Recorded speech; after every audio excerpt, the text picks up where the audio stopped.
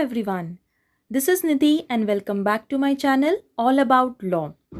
As you can see, our today's topic is basically introduction to company. Okay? तो जो आज का video है it will basically focus on the meaning of company and about its characteristics. Now जो हमारी previous videos थे, in that videos we have already studied about LLPs, partnership, sole proprietorship, है ना. We had understood the meaning of these type of organizations as well as we had differentiated between these three and what are the characteristic features, what are the advantages, all those we have already discussed. तो उसी series को हम continue करते हुए आज हम जो बात करने वाले हैं वो है company form of business organization की. और जब हम कंपनी की बात करते हैं तो कंपनी के लिए बेसिकली एक पूरी की पूरी लेजिस्लेशन है, पूरी की पूरी एक्ट है जिसे हम बोलते हैं companies Act 2013. Okay, so this companies Act 2013 has brought about an entire new regulations. Okay, and all the rules, all the provisions are being governed by the Companies Act 2013. तो कंपनी के बारे में बात करने से पहले कितने टाइप की कंपनीज होती है, कंपनी को कैसे इनकॉर्पोरेट किया जाता है, कंपनी के क्या क्या प्रोविजंस होते हैं, क्या क्या फॉर्मेलिटीज़ होंगी, how a company is being operated, there are n number of plethora of basically matters which are to be understood when we talk about a company. But before we move on to all those topics, very important and very basic is to understand the meaning of company. So today's video I will focus only on the meaning of company. We will understand only the meaning of company and its characteristics and advantages. So let's begin with our video. Now company की बात करें तो जो word companies है basically it is derived from the Latin word com meaning with and together, that is panis, that is bread. It means together eating bread. तो ये जो companies word है बेसिकली एक लैटिन वर्ड से derive हुआ है. अब कंपनी की बात करें तो कंपनी की जो डेफिनेशन है it is being given under section 2 subsection 20 of the Companies Act 2013.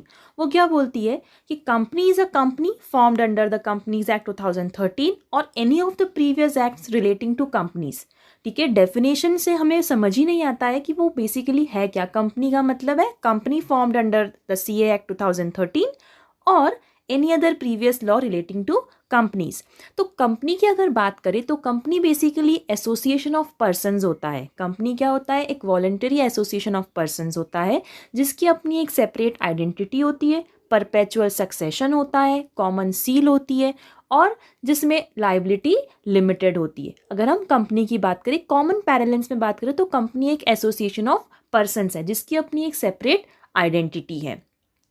अब कंपनी के फीचर्स के बारे में बात करें तो C unlike partnerships and sole proprietorship, उसमें क्या होता था कि जो आइडेंटिटी होती है फर्म की it is not separate from its members, है ना. In case of sole proprietorship और if we talk about partnership the identity of the firm is not distinct from its members.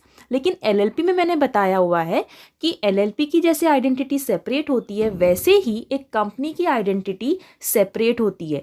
Every company has a separate legal identity which is different from its members. जो members company को बनाते हैं उनकी identity अलग होगी और company की identity अलग होगी. कंपनी का खुद का एक नाम होगा, खुद का एक एग्जिस्टेंस होगा. इसीलिए कंपनी को क्या बोला जाता है, आर्टिफिशियल लीगल पर्सन. क्यों बोला जाता है आर्टिफिशियल लीगल पर्सन? क्योंकि आर्टिफिशियल इसलिए क्योंकि उसका नेचुरल बर्थ नहीं हुआ है, लीगल इसलिए क्योंकि लॉ के थ्रू उसका बर्थ हुआ है, ठीक है, और पर्सन इसलिए क्योंकि उसे वो सारे राइट्स मिल जाते हैं जो कि किसी एक पर्सन के पास होते हैं. क्लियर हुआ? इसलिए company has a separate legal identity. Another feature and advantage of companies it has perpetual succession. इसका क्या मतलब होता है? परपेचुअल सक्सेशन का मतलब होता है कंपनी डजेंट डाई. कंपनी का जो एग्जिस्टेंस है वो कंटिन्यूड रहता है ईयर्स एंड ईयर्स के लिए, फॉर एवर के लिए. मेंबर्स में कम and members may go but the company lives on forever, है ना. मेंबर्स के आने या जाने से, मेंबर्स की डेथ से, मेंबर्स की इंसॉल्वेंट हो जाने से कंपनी के एग्जिस्टेंस पे कोई भी फ़र्क नहीं पड़ता है. कंपनी तभी बंद होगी जब उसे लीगल तरीके से बंद कराया जाएगा. तीसरा फीचर एंड एडवांटेज होता है लिमिटेड लायबिलिटी का। नॉर्मली सभी कंपनीज के केसेस में लायबिलिटी लिमिटेड होती है। लिमिटेड लायबिलिटी का मतलब होता है कि मेंबर्स जितने शेयर्स उन्होंने खरीदे हैं, जितने शेयर्स के लिए उन्होंने अप्लाई किया है, उतने ही शेयर्स के लिए रिस्पॉन्सिबल रहेंगे। They won't be liable for any other amount exceeding the nominal value of shares. या जितने की उन्होंने गारंटी ली है या जितने के शेयर सब्सक्राइब किए हैं, केवल उतनी उनकी लायबिलिटी होगी जब कंपनी बंद होगी। लेकिन अगर अनलिमिटेड लायबिलिटी का केस है कंपनी में, कंपनी अनलिमिटेड लायबिलिटी भी हो सकती है, लेकिन वो बहुत रेयर केसेस होते हैं। फिर आता है कॉमन सील। कंपनी की एक ऑफिशियल सिग्नेचर होती है कॉमन सील। अब हमें पता है कि कंपनी कैसा है, एक आर्टिफिशियल पर्सन है, राइट। तो कंपनी को रिप्रेजेंटेटिव लगेंगे, कंपनी को एजेंट्स लगेंगे, कंपनी के एम्प्लॉयज़, कंपनी के डायरेक्टर्स कंपनी के बिहाफ पे एक्ट करते हैं। तो उसी के लिए कंपनी की एक ऑफिशियल सिग्नेचर होती है जिसे हम कॉमन सील बोलते हैं, जो कि डॉक्यूमेंट्स पे एफिक्स की जाती है। फिर आता है फीचर कंपनी के केस में, वो है ट्रांसफरेबिलिटी ऑफ शेयर्स। शेयर्स जो होते हैं कंपनी का जो कैपिटल होता है वो डिवाइडेड होता है यूनिट्स में, जिसे बोला जाता है शेयर्स। ये शेयर्स एक मेंबर से दूसरे मेंबर को आप इजीली ट्रांसफर कर सकते हो। This is another very important feature and an advantage of a company form of organization. Then next comes capacity to sue and be sued. अब सिंस कंपनी का एक सेपरेट एग्जिस्टेंस है, company भी एक artificial person है, तो company अपने name में किसी भी थर्ड पार्टी को स्यू कर सकती है, केस फाइल कर सकती है। एट द सेम टाइम कोई और पर्सन भी कंपनी के नाम पे कंपनी को स्यू कर सकता है, कंपनी के अगेंस्ट केस फाइल कर सकता है। जैसे कि पर्सन्स के केस में होता है, हम एक दूसरे के अगेंस्ट केस फाइल कर सकते हैं इन case of any wrong doing. तो वैसे ही कंपनी के केस में भी कंपनी भी किसी के अगेंस्ट केस फाइल कर सकती है, एज वेल एज कंपनी को भी स्यू किया जा सकता है। ये एक एडवांटेज है जो कि सोल प्रोप्राइटरशिप और पार्टनरशिप के केस में नहीं मिलता है, क्योंकि वहाँ पर क्या होता है, पार्टनर्स को ही स्यू किया जाएगा, फर्म का कोई एग्जिस्टेंस नहीं है अलग से, तो जो भी प्रोसीडिंग्स होंगी वो सब पार्टनर्स के अगेंस्ट ही होती है। तो ये बेसिकली है features and advantages of a company form of organization. अब अगर एडवांटेजेस की बात करते हैं तो डिसएडवांटेजेस भी आएंगे, राइट। प्रॉज एंड कॉन्स दोनों होते हैं। तो डिसएडवांटेजेस की बात करें तो पहला डिसएडवांटेज जो है वो कंपनी के केस में वो है लैक ऑफ सीक्रेसी। अब देखो, कंपनी आरओसी को सारी फाइलिंग्स करनी पड़ती है। कंपनी के केस में रजिस्ट्रार ऑफ कंपनीज होता है हर स्टेट का, तो वहाँ पे सारी फाइलिंग्स की जाती हैं। तो यहाँ पर सीक्रेसी मेंटेन करना मुश्किल हो जाता है। क्यों? क्योंकि एनुअल और पीरियोडिक फाइलिंग्स इतनी सारी होती है, इतनी ज़्यादा होती है कि कंपनी के डिस्क्लोजर्स टाइम टू टाइम करने पड़ते हैं अलग अलग अथॉरिटीज़ को, ठीक है। तो इसीलिए सीक्रेसी मेंटेन करना मुश्किल हो जाता है। एनुअल रिपोर्ट फाइल होती है, एनुअल रिटर्न फाइल होता है, बैलेंस शीट फाइल होती है, इसके अलावा बहुत सारे पीरियोडिक डॉक्यूमेंट्स भी फाइल होते हैं अथॉरिटीज़ को। तो उस वजह से सीक्रेसी मेंटेन करना मुश्किल हो जाता है। ये एडवांटेज मिल जाता है पार्टनरशिप और सोल प्रोप्राइटर्स को। इसके अलावा सीक्रेसी मेंटेन करना इसलिए भी मुश्किल होता है क्योंकि कंपनी की बात करें तो बहुत सारे एम्प्लॉयज़, बहुत सारे मेंबर्स इन्वॉल्व होते हैं, शेयर होल्डर्स इन्वॉल्व होते हैं। तो जितने ज़्यादा लोग होंगे उतनी सीक्रेसी मेंटेन करना डिफ़िकल्ट रहती है। फिर है ongoing filings and formalities. Basically ये उतना बड़ा डिसएडवांटेज नहीं है, क्योंकि now if we talk about partnership, whether we talk about sole proprietors, तो फाइलिंग्स तो करनी पड़ती है, उतनी रिपीटेटिव फाइलिंग्स नहीं होती है as compare to other organizations. लेकिन कंपनी में बहुत सारी फाइलिंग्स करनी पड़ती है, डिस्क्लोजर्स करने पड़ते हैं।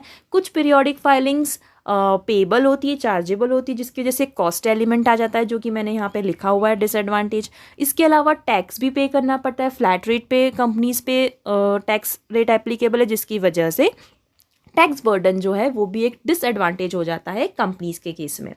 फिर मैंने एक डिसएडवांटेज लिखा है जो है रिस्ट्रिक्शंस। अब कंपनीज एक्ट 2013 जो है वो बहुत सारे रिस्ट्रिक्शंस इंपोज करती है कंपनीज पे।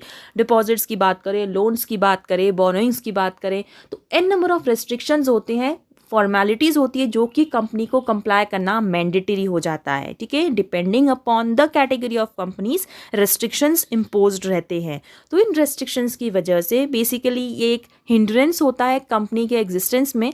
Still company form of organisation के इतने सारे एडवांटेजेस हैं कि people opt for going for a company. अगर आपके पास सफिशिएंट कैपिटल है तो company form of organisation choose करना that is not a bad choice. तो बेसिकली ये बात थी एडवांटेजेस और डिसएडवांटेजेस की कंपनीज की, कि कंपनी के क्या फीचर्स होते हैं और कंपनी बेसिकली होती क्या है।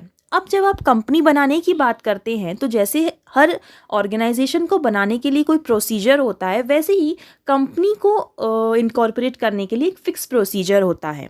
वो प्रोसीजर में आने वाली वीडियोस में, in the upcoming videos I will definitely post a video on the process of incorporation of a company. इसके पहले अगर मैं बात करूं तो कंपनी, हमें कौन से टाइप की कंपनी बनानी है, इसके ऊपर भी एक वीडियो बनने वाला है जो कि इसके बाद अपलोड होगा। तो कौन से टाइप की कंपनी बनानी है, मतलब कि जब अब मैंने डिसाइड तो कर लिया कि मुझे company form of organization select करना है। अब मैं कौन सी टाइप की कंपनी बनाऊं, प्राइवेट कंपनी बनाऊं, पब्लिक कंपनी बनाऊं, उसके बाद गवर्नमेंट कंपनी बनाऊं, कैसी कंपनी बनाऊं? तो उसके लिए हमारे पास बहुत सारे टाइप्स की कंपनीज होती हैं। तो डिपेंडिंग अपॉन द सिलेक्शन या फिर owing to various criteria parameters, जैसे कि लाइबिलिटी, कैपिटल रिक्वायरमेंट और transferability of shares in control, तो ये सब बेसिकली पैरामीटर्स हैं जिनके बेसिस पे हम कंपनीज़ को अलग अलग कैटेगरीज में क्लासीफाई करते हैं। तो ये सारी टाइप ऑफ कंपनीज क्या हैं, इसके ऊपर हम नेक्स्ट वीडियो में बात करेंगे। ठीक है, आई होप आज का वीडियो आपको अच्छा लगा होगा। कंपनी के बारे में जो भी हमने डिस्कस किया, कंपनी की मीनिंग, कंपनी के characteristics, advantages and disadvantages. In case of any doubt आप मुझे कमेंट सेक्शन में बता सकते हैं। Till then, take care and please like, share and subscribe. Thank you so much for watching the video. Bye.